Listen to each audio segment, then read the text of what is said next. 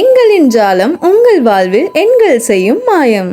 உங்களின் பெயரில் உங்கள் செல்பேசி எண்ணில் நீங்கள் செய்யும் சிறு திருத்தம் உங்களின் வாழ்க்கையே மாற்றிடப் போகிறது என்றால் உங்களால் நம்ப முடிகிறதா? முடியும் என்பதே எண் கணிதத்தின் வெற்றி சூத்திரம். அதனை தங்களுக்கு வழங்குவதே எங்களின் தாரக மந்திரம். விதியை வெல்லும் மதிநுட்பமே எண் கணிதத்தின் சிறப்பு. உங்களுக்கான அதிர்ஷ்டம் அழைக்கிறது. எண் கணிதம் மூலமாக நழுவ விடாதீர்கள். இனியும் காத்திருக்க வேண்டாம், இன்றே வாருங்கள். உங்கள் பெயரை சரி செய்து வாழ்வில் உயர்வை அடையுங்கள். இன்றே வருக, வாழ்வில் நன்றே பெறுக.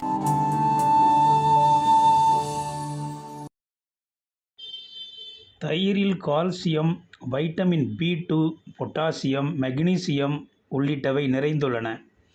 மேலும் இதில் இருக்கும் புரோபயாட்டிக் பண்புகள் குடல் ஆரோக்கியத்துக்கு பலம் சேர்க்கின்றன. செரிமான மேம்பாடு, நோய் எதிர்ப்பு சக்தி அதிகரிப்பு, சரும பொலிவு உள்ளிட்ட நன்மைகளையும் வழங்குகின்றன. தயிர் சாப்பிடுவது ஆரோக்கியத்துக்கு நலம் சேர்த்தாலும் எல்லா சமயங்களிலும் சாப்பிடுவது ஏற்புடையது அல்ல என்பதே உணவியல் நிபுணர்களின் கருத்தாக இருக்கிறது. குறிப்பாக இரவில் தயிர் சாப்பிடுவதற்கு பரிந்துரைப்பதில்லை. சளி பிரச்சனையை உண்டாக்கும் என்பது அதற்கு காரணமாக இருக்கிறது.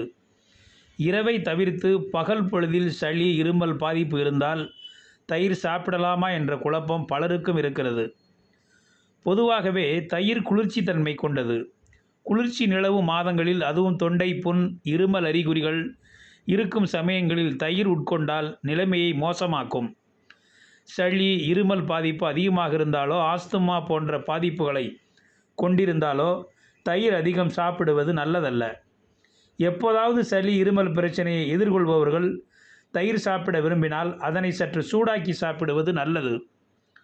அதாவது எண்ணெயில் கடுகு, கருவேப்பிலை இட்டு தாளித்து அதில் தயிர் கலந்து சாப்பிடலாம். அறை வெப்பநிலை அதிகமாக இருக்கும் இடத்தில் அமர்ந்தும் தயிர் சாப்பிடலாம். தயிர் சாப்பிட்டு எந்த ஒரு எதிர்மறை விளைவுகளும் ஏற்படவில்லை எனில் தொடர்ந்து மிதமாக உட்கொள்ளலாம். பொதுவாக பால் பொருட்கள் இயற்கையில் சளியை உருவாக்கும்.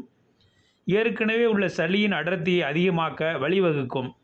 எனினும் தயிரில் புரோபயாட்டிக்குகளுடன் துத்தநாகம் நிறைந்துள்ளது. ஆய்வுகளின்படி துத்தநாகம் சளி அறிகுறிகளின் கால அளவை குறைக்கும்.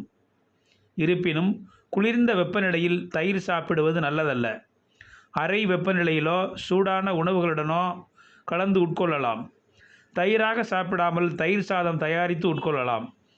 இருமலின் போது இரவு மட்டுமல்ல, மதிய உணவுக்கு பிறகு தயிர் மற்றும் தயிர் சார்ந்த உணவுகளை தவிர்ப்பது நல்லதே.